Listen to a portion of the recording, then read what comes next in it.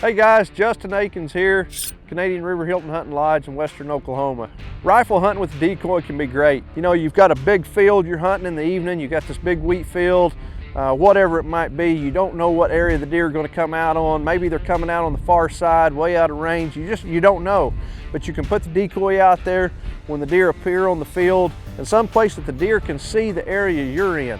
You can do some glassing. You may not be on that hot trail, but you're glassing out there, you see that buck cruising 10 o'clock in the morning, and you hit your horns a little bit, you give him a grunt with your grunt call, just enough to get his attention, and something that might not direct him to you naturally. But he looks over and he sees this buck posturing up in his area right after you hit the horns or that grunt call, and it's amazing. You can draw him to that 100 yard, 50 yard, whatever your comfort range is. Always put your decoy within your comfort range of your shooting ability.